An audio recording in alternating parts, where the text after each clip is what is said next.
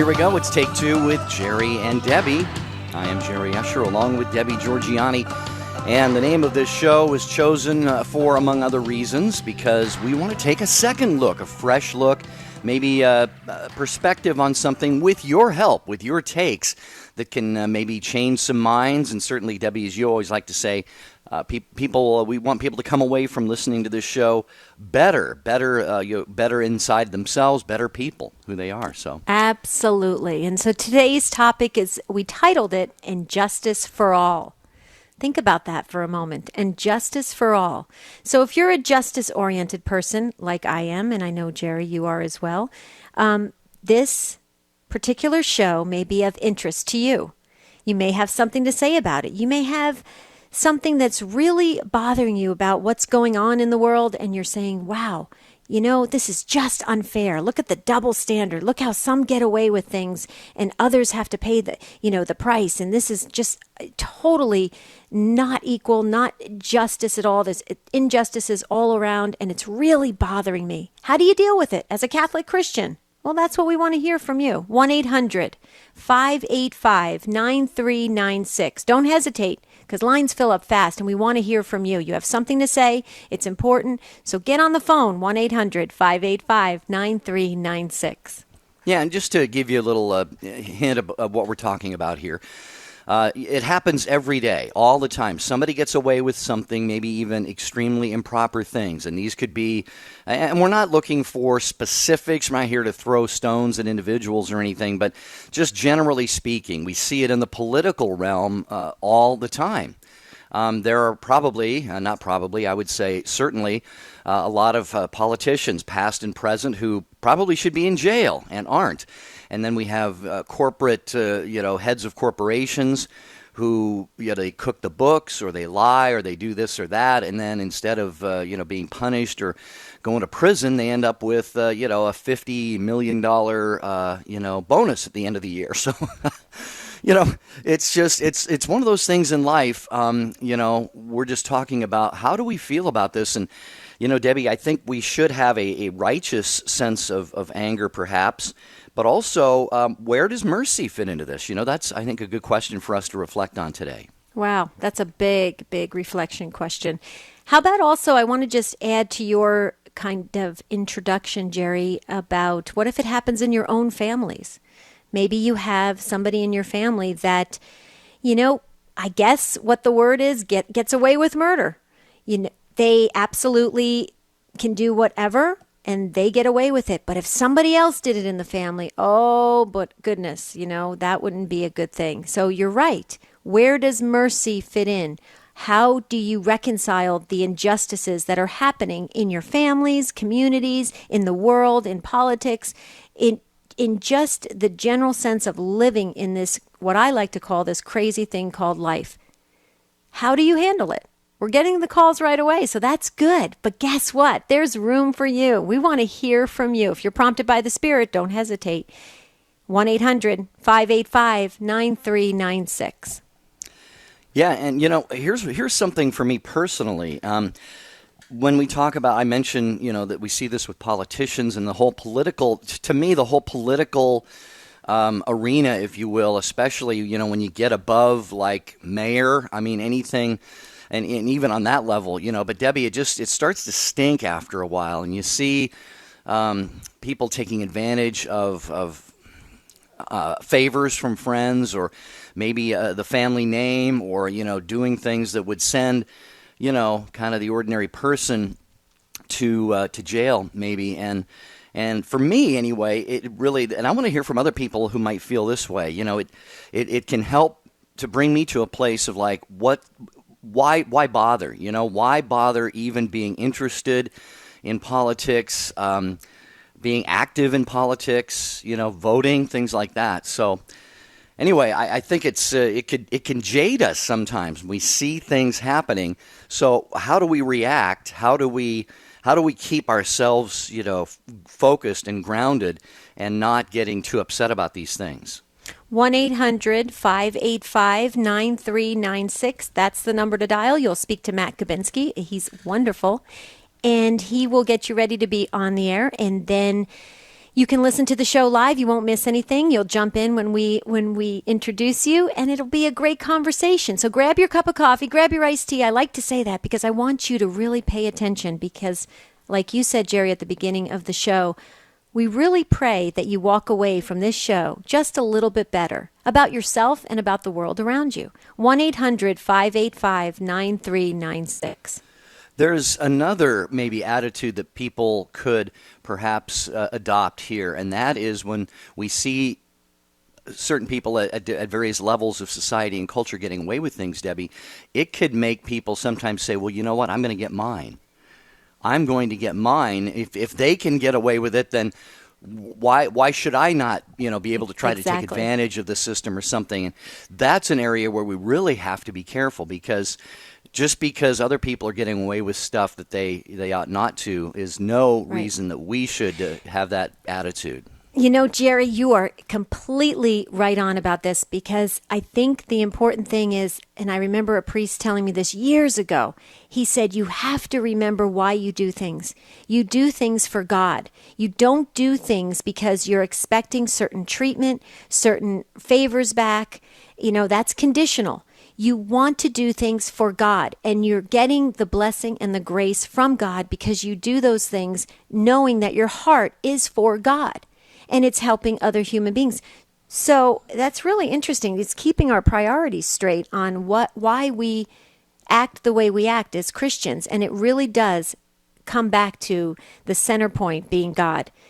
And that's what's really, really important. See, I just gave away my takeaway, but there's the break. There's the music, I should say. We're going to take a quick break. When we come back, we're going to go right to the phones, and Tim's waiting in Florida, and we want to hear from Tim. So stay with us. We're going to take that quick break. We'll be right back on Take Two with Jerry and Debbie.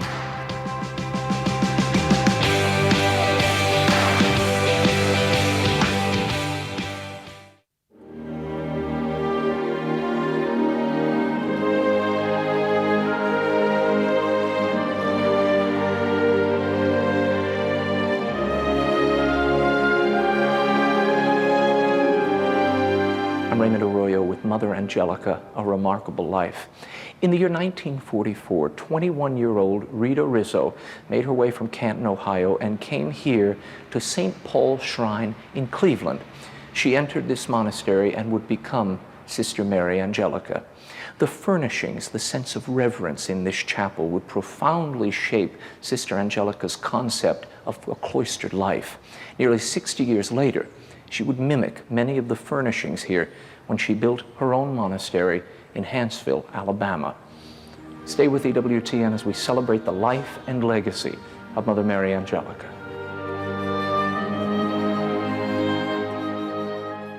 Hello, this is Father John Paul Mary. This is Debbie Georgiani, co-host of Take Two with Jerry and Debbie. My friends, this is Bishop Kevin Vann of the Diocese of Orange. I want to thank you very much for listening to the EWTN Global Catholic Radio Network.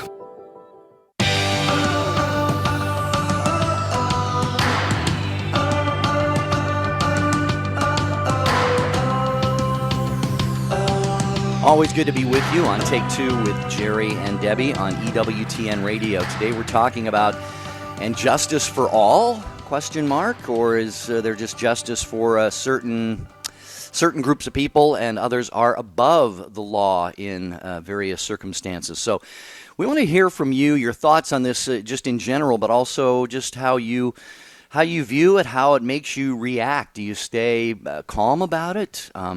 Do you pray for those people who are getting away with things? This sort of stuff at 800-585-9396. Tim, thanks for hanging on through the break. You're listening to EWTN Radio on Sirius XM 130 in South Florida. Hi, Tim. Welcome.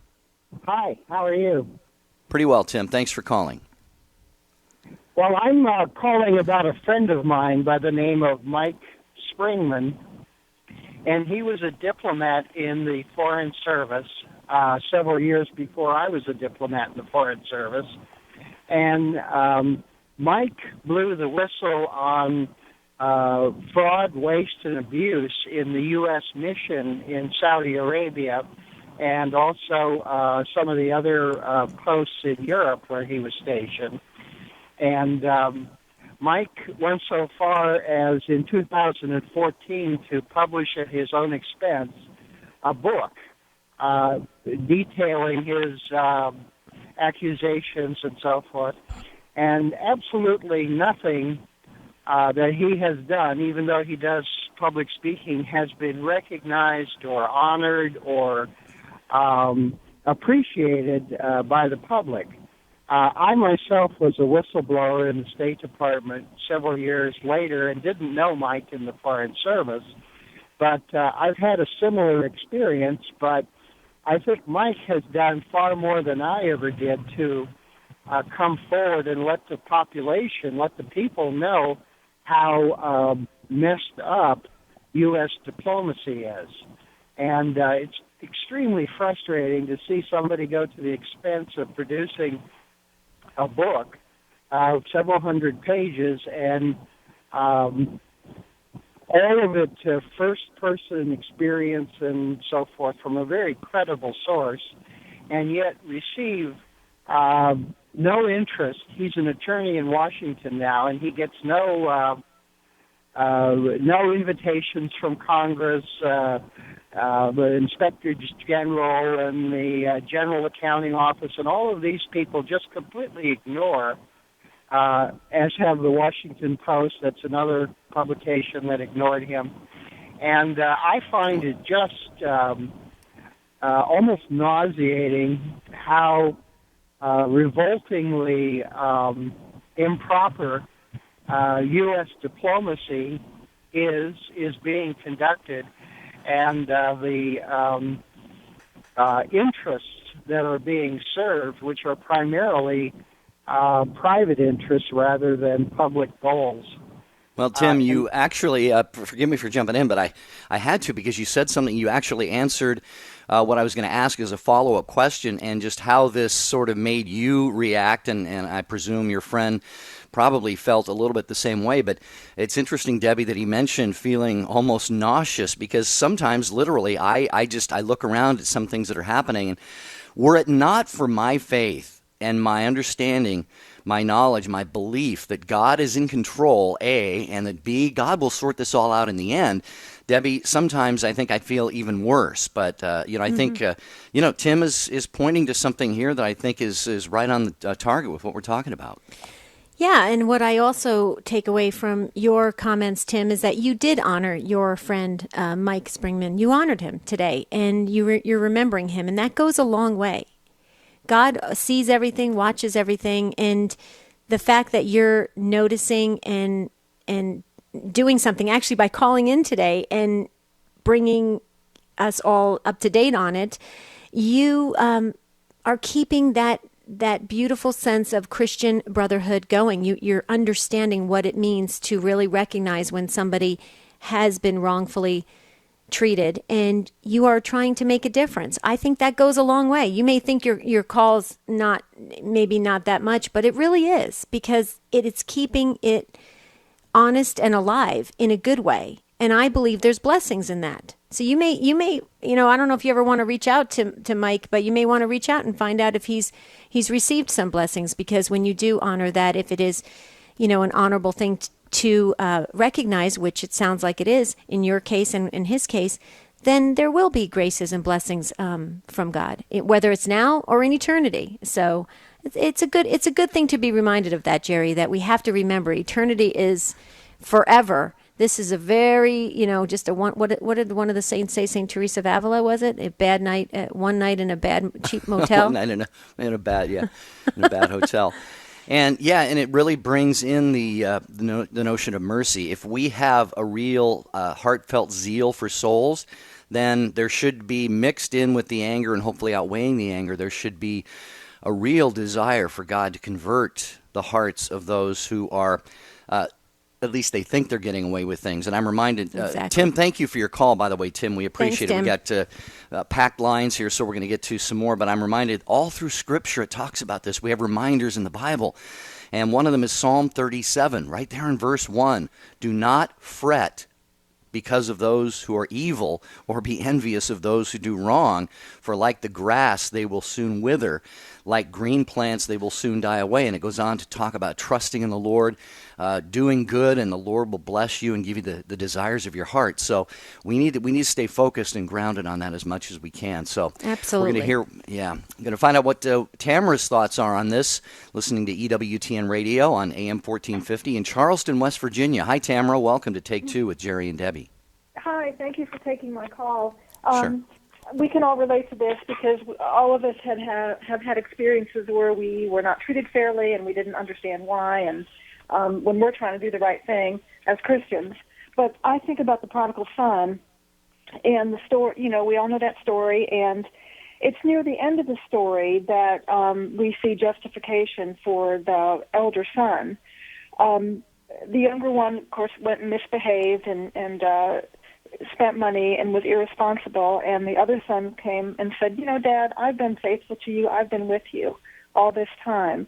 Why all this celebrating because this boy has come home? And that's when the dad, who, to me represents God, you've always been with me, son. Everything I have is yours. That's the end of the story, near the end. And so I think we just have to wait on God. And I would rather be the victim than the perpetrator. Oh, interesting. Tamara, you hit the nail right on the head with the prodigal son story, because we talked about that in the previous show. And you're right. The elder son who remained faithful received everything. In fact, he already got 2/3 of the inheritance. The younger son had 1/3. That's the way the rules were back then. And you're absolutely correct. And what you just said really struck me. It was a very profound statement. You'd rather be the victim than the perpetrator. Why? I think I know the answer, but tell us, why is that? Because I would rather please God than displease God, and I would rather suffer the consequences for wrongdoing, because in the end, God will take care of things and make them right. And we know there's justice. We know that God is fair and reasonable, and so just wait. Things will turn out better for you later. Just wait. Well said. Well said. Wow. Yeah, Jerry, I know it's an interesting take on this.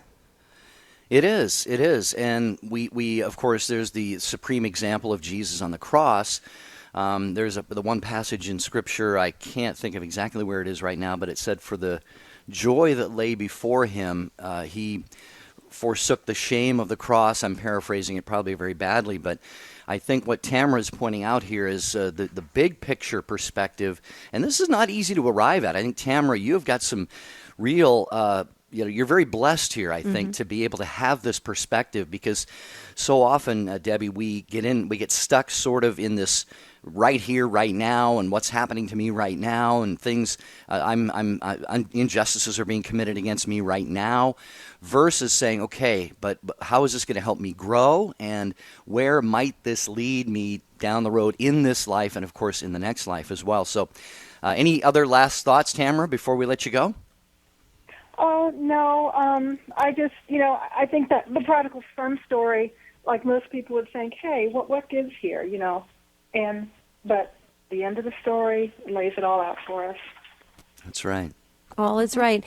I have to ask you your permission, Tamara, because I would really love to do a teaching on what you just said, where you said, would you rather be the victim or the perpetrator? Because in this world, there's all sorts of life skills trainings about not being the victim, not, playing that role of the victim. But you have a unique spin on this from a Christian perspective. I would love to be able to title that. So if you would allow me to do a teaching on that, you'll receive the blessings, I think, in heaven, if that's okay, Tamara.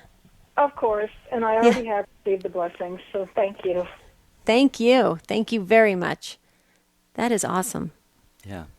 Thanks, Tamara, for the call. Here's the number. It's 1-800-585-9396. Our topic today, it's a question, and justice for all, or are there some who in our culture and our society act and live sort of above the law? We want to hear your takes on this at 1-800-585-9396. Johnny, hang on. You will be on right after Steve. Steve is driving through Washington. Welcome to Take Two with Jerry and Debbie. Steve, how are you? Good, fine, thank you, and yourself. Doing well now. Thanks for calling. I wanted to call in partly because I ran out of radio reception so I could listen to you on my phone, and partly to make a comment. I lived above the law for 40 years in my life and became a very, very wealthy man. However, I'm sure along the way, many, many people saw the decrepit nature of my behavior and could not comprehend why my life seemed so blessed. And there were numbers of people who said, man, I would love to be in your shoes. I'd love to have your life, the life of a wealthy, successful, well-regarded man. But I will tell you that the Lord caught up with me. And at 63, I've lost my wife, my children, many of my family relationships. All that was necessary to bring me kneeling at the foot of the cross. And at that point, I really, not just in my mind, but in my whole being, asked Christ into my life. And I am so thankful for what Jesus has done for me that, to be honest with you, I wouldn't do it any other way, because what happened in my life brought me to the cross. And I now work with addicts and people with addictions of all types, and I just love what happens to their eyes and their hearts when they see the Lord for the first time. And just want to reassure anybody out there who thinks that somebody is getting away with something. Many people thought I was getting away with something for many years, and I thought I was getting away with something. But let me tell you, the Lord caught up with me, and I wasn't getting away with anything at any point in time. Wow, Steve, that's profound, and thank you for having the courage to share that.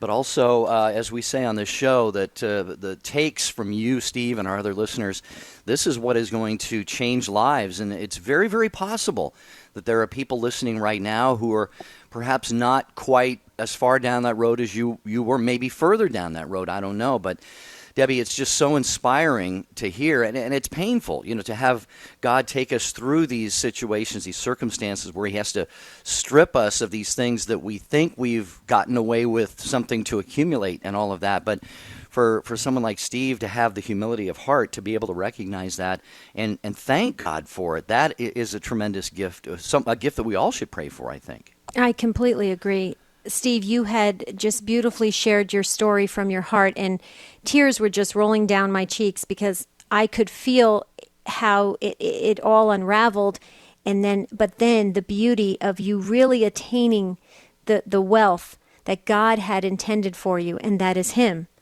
So you had this material wealth, and it was not serving you. It wasn't increasing your soul, and God loved you so much that he really gave you the real wealth of him. And you're blessed. At this moment, this day, you are blessed. And you recognize that because you said, I wouldn't do it any other way. Thank you for sharing this, Steve. Thank you for imparting this to all of us today, because I know it changed me instantly hearing your story. I don't know if we have more comments. I would love to. Are we going to hold for break, Jerry, or we got a break? Well, we do have the break coming up. Yeah, if you wanted to follow up with Steve, we can ask if he can stay on for a minute. Yeah, Steve, can you stay on for a little bit? Sure. Okay. Thank you. Yeah, this is the one break that we cannot move, but we've got a phone line open here. We're talking about injustice for all. What is your heart's reaction, your gut's reaction when you see politicians, corporate CEOs, great movie stars, actors, they get away with, and this could be even in your own circle of people you know, they get away with things, they're not punished, and we shouldn't seek vengeance, but, it's a very important conversation we're having. Please join us. He alone can see them, the dark things we ignore. 12-year-old Will Wilder sought a relic with rare powers. Now, he has awoken an ancient evil, and the only way to save the town of Perilous Falls is to embrace his destiny before it's too late. So long as he isn't grounded at the time. Chip Flaherty calls it a pulse-pounding page-turner. Think Indiana Jones meets Percy Jackson. Dean Koontz raves, great fun and great frights. The search for the next epic must-read adventure series is over. To get your copy of Will Wilder, The Relic of Perilous Falls by Raymond Arroyo, plus a free DVD of the interview with Raymond on EWTN Live, log on to our web store, EWTNRC.com, and type in item 9592 24 hours a day, 7 days a week. Or call 1-800-854-6316. Toddlers are utterly free, maybe too free. In the quiet moments after communion the other day, my 3-year-old repeatedly shouted, "I tooted." They don't care what people think of them. They actually don't really worry about anything. Who's going to pay the bills? Where's my next meal going to come from? They get in their car seats without asking, where are we going? They fall asleep in those car seats and wake up somewhere else and never wonder, what happened last night? That's because they know they have a father and a mother who love them and look out for them. So they're free to enjoy the ride. As we get older, we have responsibilities and stresses that pile up on us. But it's important to remember that we still have a Heavenly Father who loves us. And no matter how crazy things get, He's looking out for us. And from the eternal perspective, everything's going to be fine.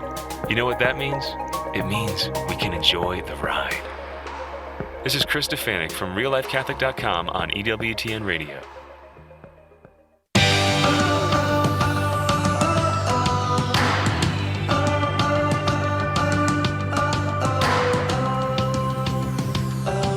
We are sure glad you tuned in to Take Two with Jerry and Debbie. We're having a great conversation titled Injustice for All. We're talking about injustices in the world and how you handle it. And before the break, Steve shared his personal story of attaining wealth for 40 years, and then the good Lord really gave him the jackpot and opened up his eyes and his heart and his soul, if I may say, Steve. And it really has just expanded your spiritual life. So, Steve, I didn't want to let you go, and I asked Jerry to if we could hold you over the break, because I really had a question I wanted to ask you. And if you feel comfortable sharing it, please do. If you don't, we totally understand.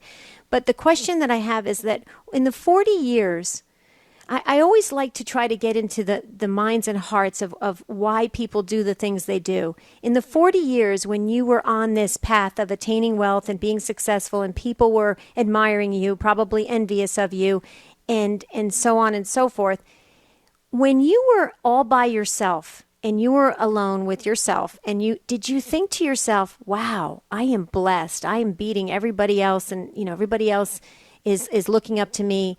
Or did you have a strange feeling inside of you that this doesn't feel right? Something doesn't feel right. I'm curious if you can think back and share with us. Well, you obviously have been in this place, because I definitely had a sense that something was very wrong deep, deep down inside of me. I couldn't put my finger on it. I couldn't understand it.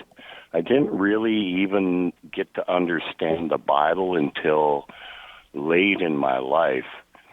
But even as a kid who was stealing and doing things he should not have done, even though I got away with them, I thought, I just had this sense of uneasiness or dis-ease in my heart that grew ever so slowly over my entire life till it basically collapsed my whole program. Right. Well, yeah, and I can relate to it on a very deep level. And the reason why I say that is because I really believe in my heart of hearts that when we're out of alignment with God, when we're out of that connection with God, if we have any sense at all of God and what He means in our life and eternity, there is going to be this sense that something doesn't feel right. And when we're in alignment with God, even though you can have all chaos happening around you and things happen, like you said, Steve, losing maybe the family and family relationships, you can still get through. You can still see the hope. You can still see the blessings. Things are happening because God is really at the heart of why the heart of why you are existing, and you recognize that, and so you can get through anything. I don't know if you can relate to that, but I know I could have chaos happening all around me, and I'm still great. I feel it. Oh, now. absolutely. Mm-hmm. And in fact, that's one of the reasons that I think that my ministry with addicts and recovering addicts seems to work very well, is that every addict, no matter what they're addicted to, deep in their heart knows something is very wrong. And, I can tell them that there is joy beyond comprehension after you leave the addiction and turn your life over to Jesus and give it to Him. And I can say it with authority because I'm living it. I speak to groups and, they say, how can you be in joy after losing what you did? And I say, well, because what I gained was far more. Mm-hmm. Amen. It reminds me again of another scripture passage. St. Paul, we can always turn to him. I think it's in Philippians 3, if I'm not mistaken. He says something like, I count everything as loss because compared to the surpassing excellence of knowing Christ Jesus my Lord. And Steve, you've reached that place. So thank you so much, brother, for sharing with us here on the air today. May God touch many lives through you in the way that He has touched and blessed yours. We greatly appreciate your participation in the program. 1-800-585-9396. And justice for all? Is there justice for everyone? Well, maybe not in this life. Perhaps there is in this life. Steve was an example of that, but we're going to get your takes moving right along to Johnny in San Antonio, listening to EWTN Radio on iHeartRadio. Hello, Johnny. Welcome. Good. How you doing? Pretty well, Johnny. How about you? Very good. Hi, Debbie. Make sure I count both of you guys in there. Thank you, Johnny. That was Debbie so doesn't sweet. like it. Yeah. Thank you. You're welcome. I was just listening, and I actually heard this story a while back, and it was early on when I started listening to Catholic radio, and I don't really remember if it was a true story or not, but it made a difference on the way I thought because of for that reason I see a lot of people who were kind of real successful in knowing that a lot of the stuff they were doing, they were kind of dishonest, in getting there, and here you are trying to live the straight and narrow, as they say, and struggling and living check to check in some occasions and things like that. And then I heard this story, and it was about back in when President Roosevelt was a president, and he was on a safari in Africa, and they were on the way back to the States, and they took a ship. He was on a ship back home. And in that ship, or on that ship, was a family, mom and dad, and the little boy who had been doing missionary work up in Africa. And when they arrived, they had been doing missionary work for 5 years, and the little boy was 5 when they went, and he's 10 now. So when they arrived, the ship docked, and they have a big old entourage, that receiving the president and band and music and everything else, and they're kind of on the back part of the ship waiting for everyone to get off. And the little boy looks at his dad and he says, "Papa," he says, "only the president. He was out here hunting, and we were doing God's work for many years, and we don't even get any kind of a reception or anything, for doing God's work when we come home." And the dad looks at the little boy and he says, "Son, we're not home yet." And I think that's what made me and helped me put it into perspective as the way things are now. It says we're not home yet.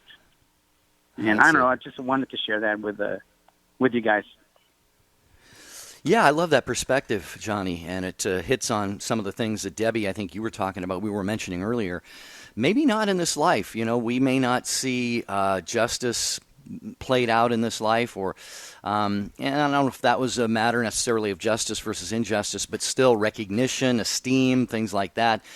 That I think naturally, just by nature, we want. I think we would like people to think well of us and to include us in things, and for us to have the same advantages and privileges of other people. But Debbie, I think Johnny's perspective on the story of the man telling his son, "We're not home yet." Mm-hmm. And the beautiful thing is, Jesus says, "I have gone to prepare a place for you."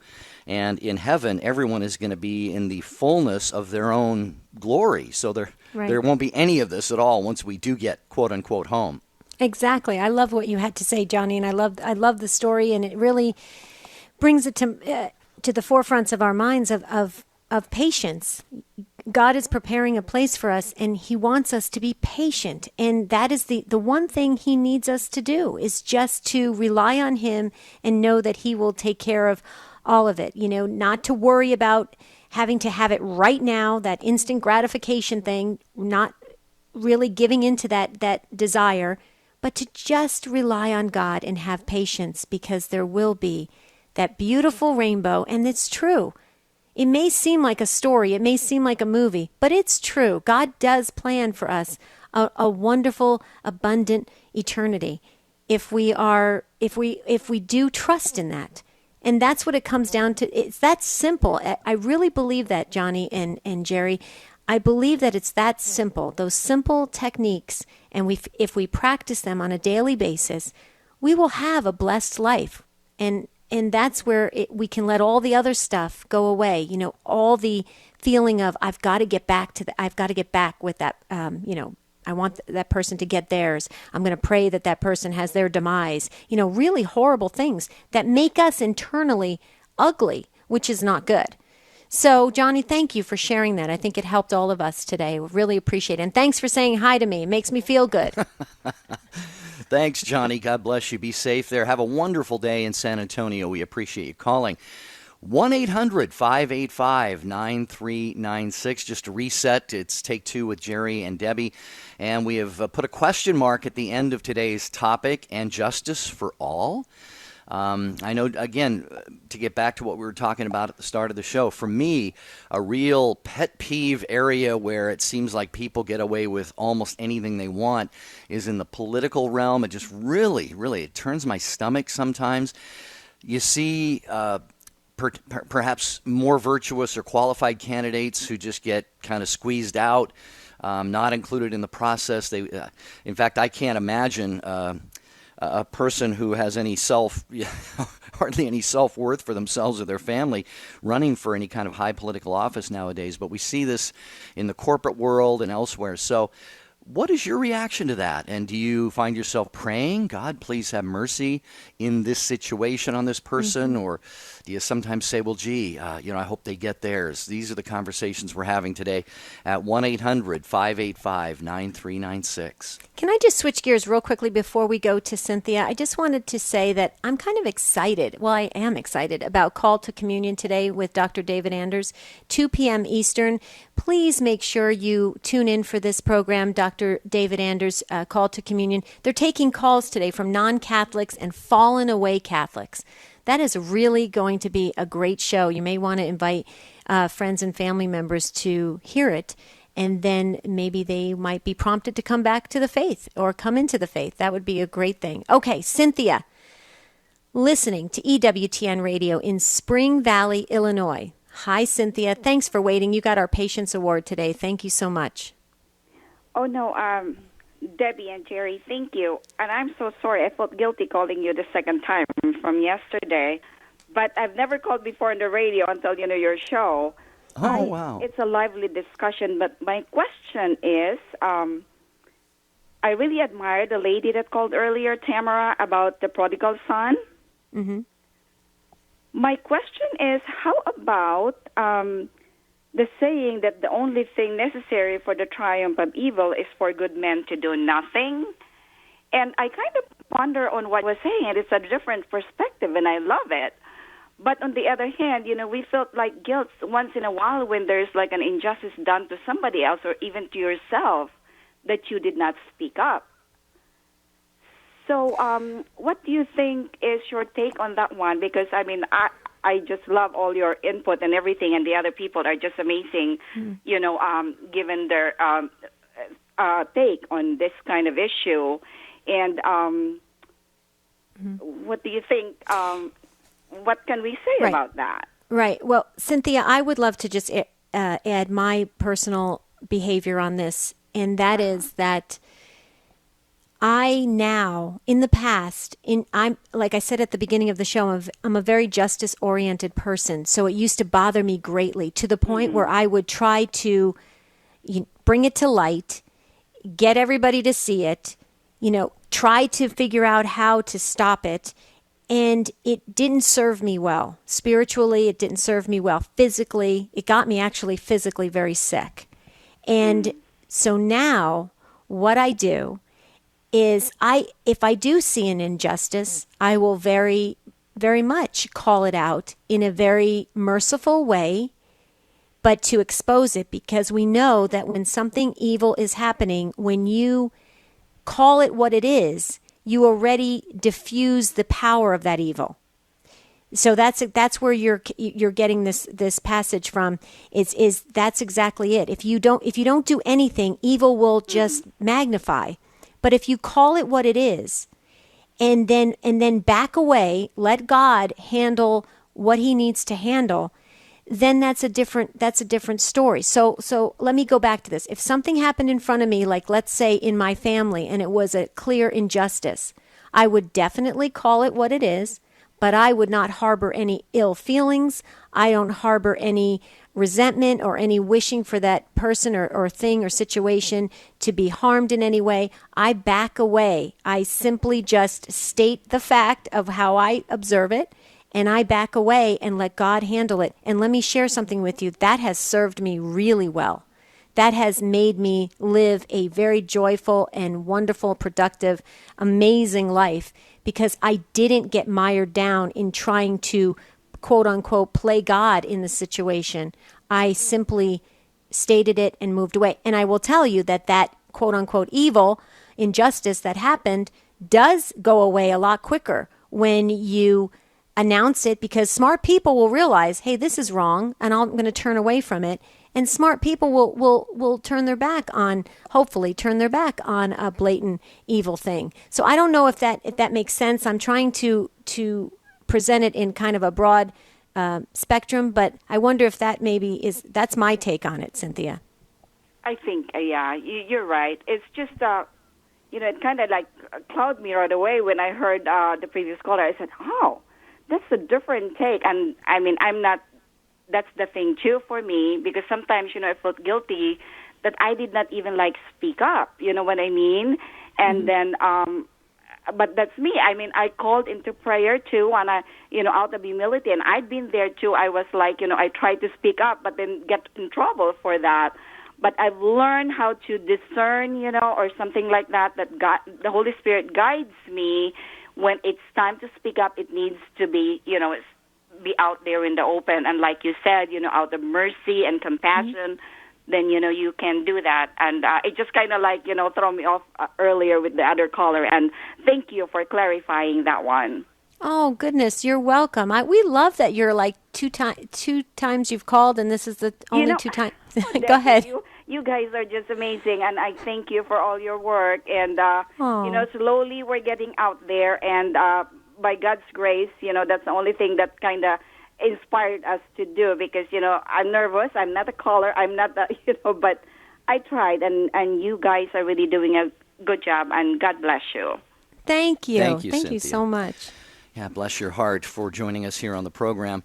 Another passage in Scripture I'm reminded of is Matthew 20, where some of the workers come in at the end of the day and get the same wage. And now this is not, they have not committed an injustice, but rather I think we can use that story to develop the same interior attitude of, I'm receiving what God has for me, and what God has told me I am going to receive. And whatever somebody else receives, whether it be for virtuous actions or if they go unpunished for bad actions, there just needs to be, I think, a disposition within me that God is going to handle that. God is the one who dispenses all of the things that each of us gets. So maybe another helpful passage there, Matthew chapter 20.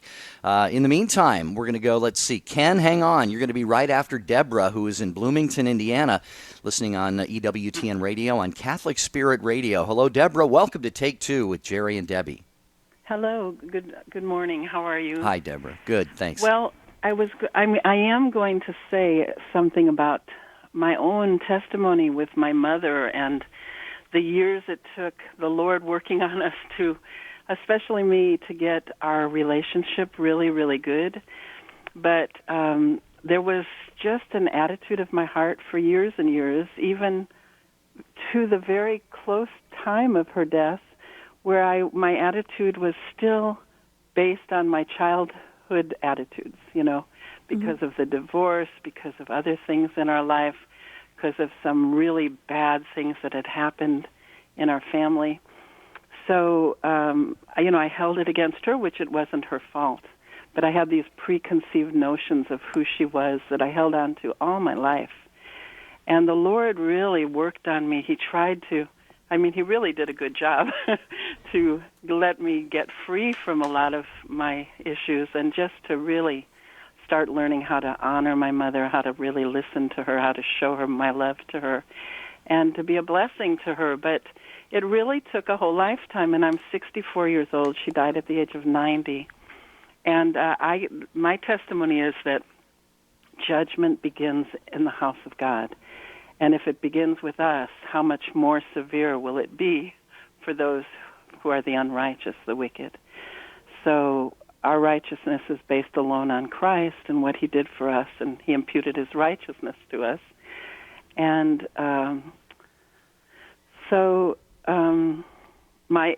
the judgments that I've witnessed of his dealings with me, especially, it's sort of like King David when he did the wrong thing, the sword didn't depart from his house. And with me, I have 6 children and 4 daughters, and my 2 sons are very close to me, but my 4 daughters had a terrible experience of a molestation when they were younger. And they hold that against me because it wasn't my fault, but we had invited somebody into our house for 3 days. And so they don't talk to me at all, and for a few years now. And so it's been a very painful thing, but I really think that the Lord's dealing with me still about how hurtful I was to my mother and how long that lasted, and all the things that I said to her and that I did to her. And he's, that's a huge thing in his eyes. It's the 5th commandment. Mm-hmm. And, he doesn't deal lightly with our sins. He holds us accountable, is what I've come to know firsthand. Well, he does, Deborah, but he is so quick to forgive. In fact, I was going to say earlier in the show, there is a form of injustice that we all do get away with. It's called sin. We get away with it because Jesus paid the price for it. This is the kind of God that we have. And Deborah, maybe this was the time of the show that God brought this thought back to my mind and my heart here, was to share with you that, and you know this, I'm sure, there is no sin that God cannot forgive and cannot completely forget. Sometimes we have what I call a sin bin, this bin over in the corner. God, our sins are forgiven, and we toss it over there, and every now and then I look and it's still there, good. And we collect these sins in this bin, and there is no such thing in God's mind or in God's existence. And so, I agree with you. God is stern with our sins, but if I remember right, Debbie, it's St. Peter, one of his letters. It says God is stern with the arrogant. And if I'd have to look this up, but I think it says something about with the humble he shows mercy. So I don't know, Debbie, if you have any thoughts for Deborah on this. I think you're just answered beautifully, Jerry. But I just wanted to say, Deborah, I'm hearing that you're very hard on yourself, almost receiving what's happening with your daughters as some kind of, if I may say, like it's your punishment because of how you treated your mom. I would just ask you to really pray about that and not be so hard on yourself, because it sounds like your daughters are adults now and they have free will. And so the best thing in the world is, in my opinion, is to pray to their guardian angels that they will come to a better understanding and not hold it against you. So I hear that in you, that it's almost like you're accepting this as your lot in life. And I don't want you to feel that way, because I really don't believe, I believe God is a God that is constantly opening doors, constantly building relationships, constantly reconciling us, and constantly healing us. He's not about leaving us floundering to where we have no lifeline. We have no, we're just, oh, this is it. This is what I get.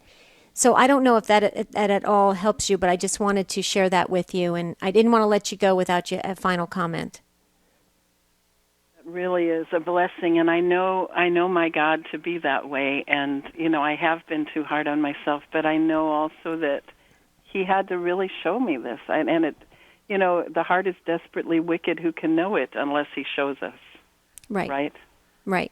And but you've acknowledged that, and I'm sure you've shared that with, maybe with your family and your daughters, and then hopefully through time and through their understanding and their spiritual maturity, it'll come back around. But I would pray to their guardian angels. The guardian angels have a huge impact on people.